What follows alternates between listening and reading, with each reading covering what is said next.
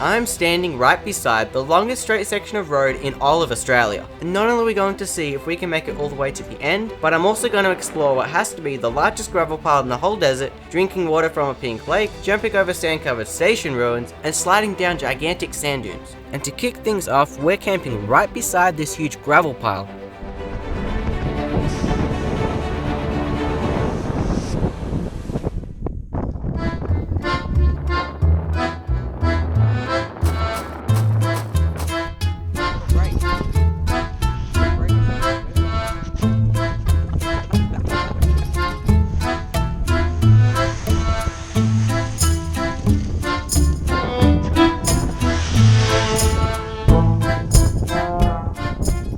Now it's hard to really show how huge this is, so I calculated the area of it and it's a full 1.5 acres.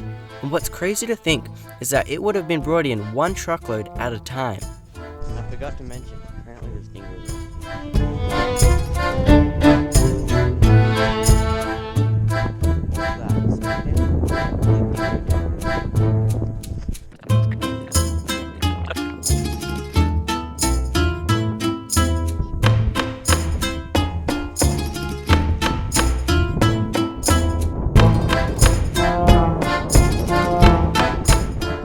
So after spending all morning looking around, we got on the road and drove over to the Great Aussie Bite, but not before seeing some super long trucks. Oh,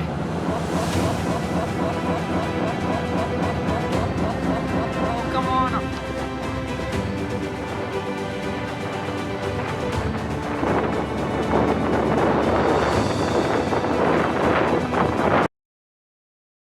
We only spent a few minutes at the bite to look around, and as soon as we had left, literally only 100 meters down the road, there was a whole herd of camels. So we hurriedly launched the drone and got some super rare footage of camels, right near the road.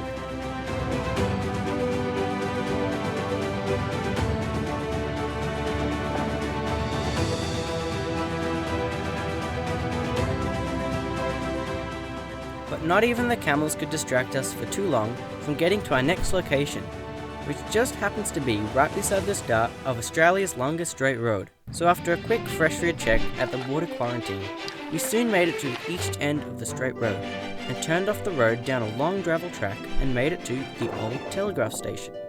And not only was there these really fun ruins, but a short walk beyond it was an isolated beach with a super old pier, although it didn't look very functional. Back at the telegraph station, it turns out there was a small town here that got dismantled because it was literally getting swallowed up by the shifting sand dune, and now it's just an out-of-the-way attraction in the middle of nowhere.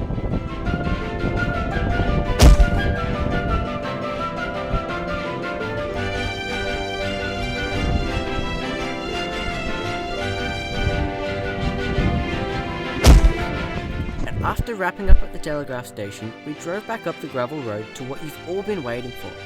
It's the 90-mile straight where there's no bends in the road for a whopping 146.6 kilometers. And as you can see in this footage, this is the last bend right before it, and then it's just infinitely straight, like over the horizon. So let's drive it.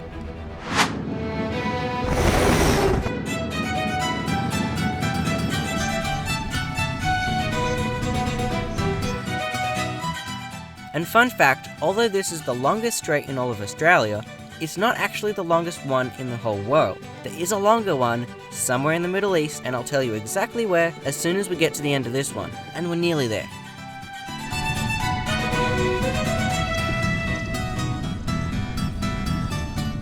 Now while it is completely straight, it is not completely flat. And boy oh boy, does it become quite hilly. Since we've made it to the end, I'll tell you where the longest straight in the whole world is.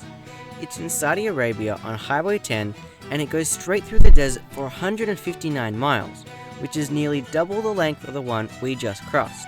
But since Saudi Arabia is a rather hostile place for Westerners, just come visit Australia, everyone. Because not only do we have straight roads and huge gravel piles, we also have giant sand dunes and pink lakes, which is exactly where we're heading next. So there's a pink lake in a town called Esperance, and it's literally called Pink Lake. And even though it's 4.5 hours away, through the power of editing, we'll be there in 4.5 seconds.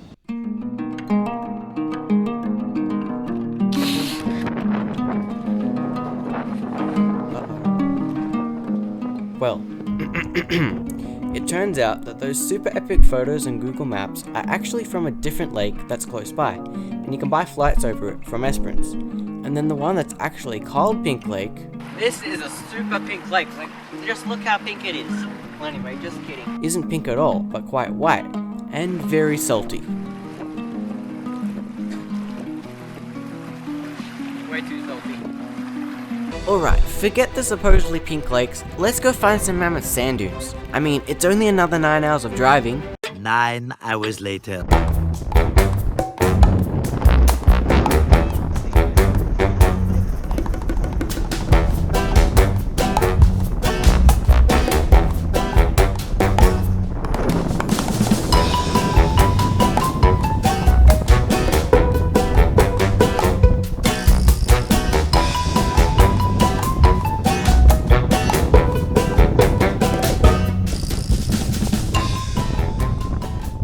Alright guys, so we've made it to the Lancelin sand dunes, and I haven't been to many sand dunes before, but these are huge.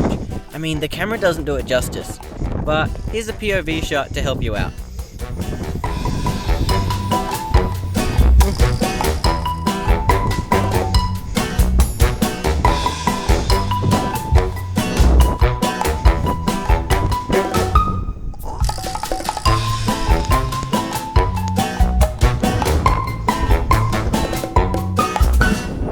Okay, let me explain.